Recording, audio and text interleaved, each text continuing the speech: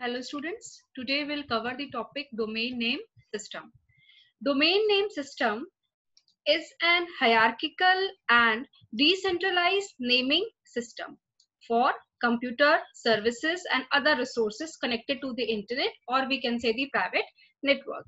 हम ऐसा कह सकते हैं कि domain name system is a naming database, है ना, जिसे in which internet domain names are located and translated into internet protocol addresses. हम ये जानते हैं कि बहुत सारे एप्लीकेशंस अवेलेबल है एप्लीकेशन लेयर में जो कि क्लाइंट सर्वर मॉडल पे वर्क करते हैं. बेसिकली इसे हम दो पार्ट में डिवाइड कर सकते हैं. पहला, that can be directly use by the user, जैसे कि ईमेल, पर उसको हम दूसरे एप्लीकेशन प्रोग्राम के सपोर्ट से यूज करें. और second is the domain name system is a supporting program that is used by other program जैसे कि ईमेल. ठीक है.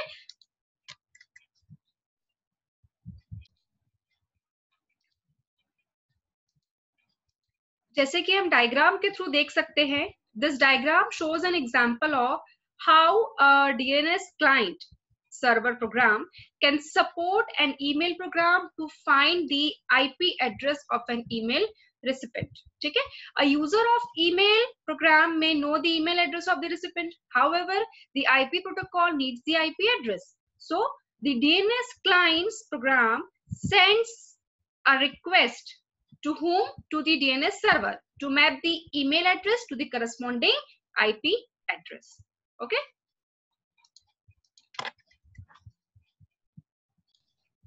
So, domain name space, it is a hierarchical namespace in which it is designed and it has a level of up to 128 levels, means level 0 to level 127. In this, there is a label. Each node in a tree has a value known as label, which is a string with a maximum of 63 characters. Okay. Now, second is the domain name.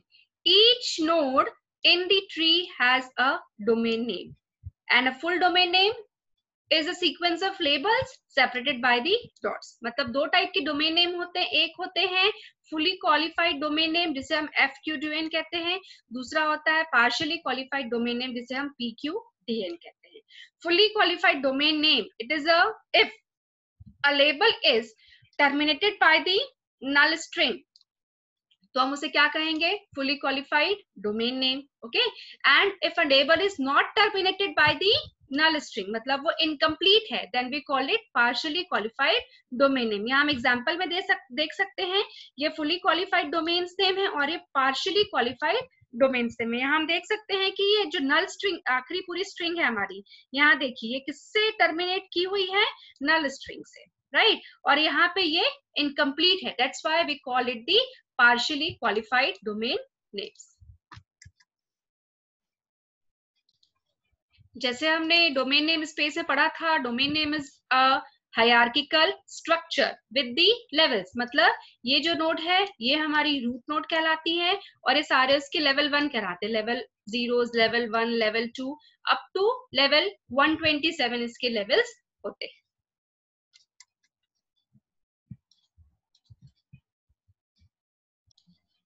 ये एक example है domain name और उसके labels का. अगर हम बात करते हैं डोमेन नेम की, जिसका नाम है challenger.atc.fhda.edu, राइट. तो इसमें इस केस में चैलेंजर जो है एक लेबल है, right.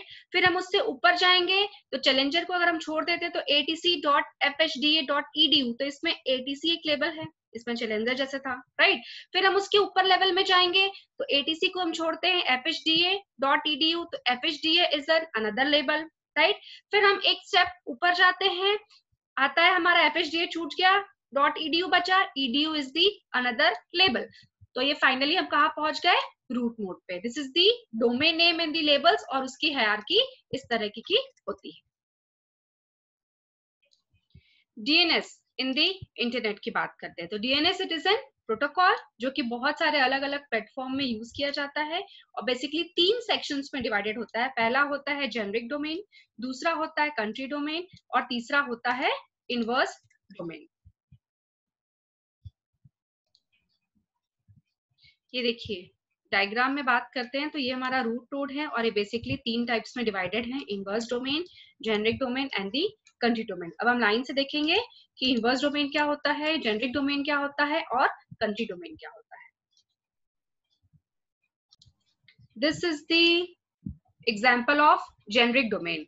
Generic domain defines the registered host. ये सारे जो आपको दिखाई दे रहे हैं ये सारे क्या है, रजिस्टर्ड होस्ट, पहले से रजिस्टर्ड किए हुए होस्ट है according to their generic behaviour. Basically जैसे हम ये कह सकते हैं कि बिजनेस के लिए है, या एजुकेशन के लिए है, गवर्नमेंट ऑर्गेनाइजेशंस के लिए है, या मिलिट्री के लिए है, राइट। तो each node in the tree defined a domain which is an index to the domain name space database, right.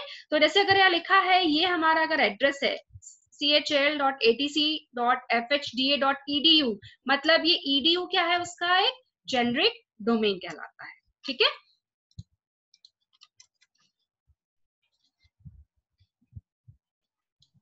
ये देखिए ये इतने सारे डोमेन्स हैं जो मैंने आपको बताया था। Aero is for airline and aerospace companies, biz is for business, com is for commercial organisation, जैसे आप देखते हैं .com लिखा हुआ होता है, .gov लिखा होता है, it's for government institution, .edu education institution और उसकी साइट्स की लिखा होता है, .org लिखा हुआ होता है, आपने देखा होगा, that is for non profit organisation. तो ये इतने सारे जेनरिक डोमेन नेम हैं जो कि पहले से प्री रजिस्टर्ड है कहना चाहिए, ठीक है। Then this is the example of country domain. जैसे कि नाम समझ में आ रहा है कि कंट्री डोमेन क्या बताता है, country domain defines the from which country this addresses belong, right. हम ये कह सकते हैं कि the country domain uses two character country abbreviations. जैसे यूनाइटेड स्टेट के लिए क्या यूज होता है, यूएस यूज होता है, फ्रांस FR यूज होता है, जिम्बाब्वे ZW यूज होता है, इंडिया IN यूज होता है ना। आप लोगों ने देखा होगा, कई बार हमने देखते हैं कि amazon.in मतलब इंडिया की अमेजोन साइट है, amazon.us मतलब यूएस की अमेजोन साइट है, राइट। तो ये अगर हमारा डोमेन नेम है और तो लास्ट में ये जो दो डिजिट्स होते हैं, दो कैरेक्टर्स होते हैं, ये क्या स्पेसिफाई करते हैं, it specifies the country domain, ठीक है।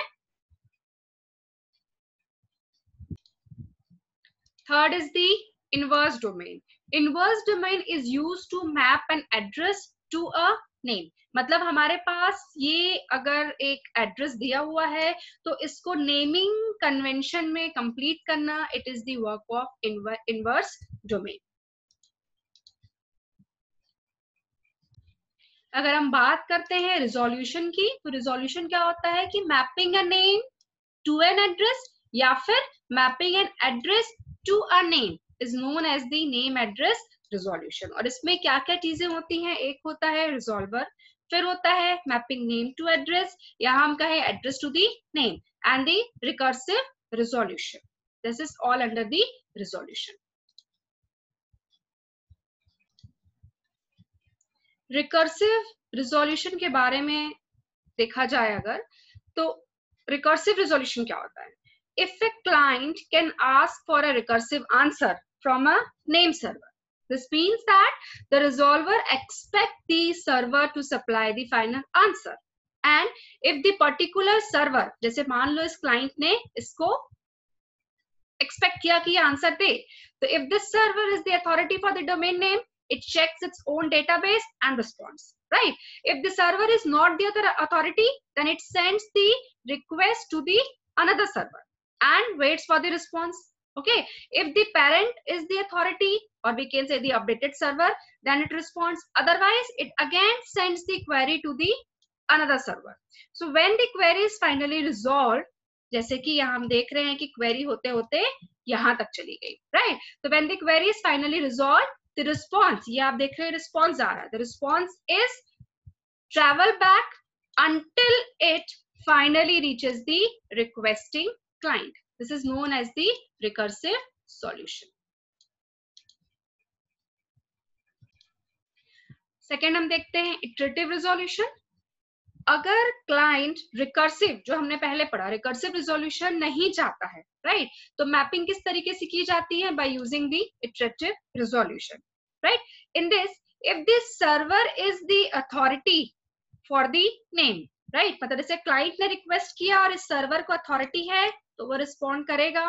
If it is not, it returns the IP address of the server, that's it, right.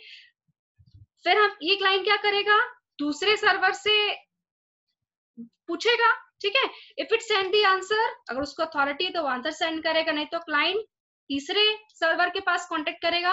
जब तक उसको आंसर नहीं मिलता, ये इटरेटिव अलग अलग सर्वर को इंडिविजुअली रिक्वेस्ट भेजता है और उनका रिस्पॉन्स के लिए वेट करता है. This is all about the domain name system.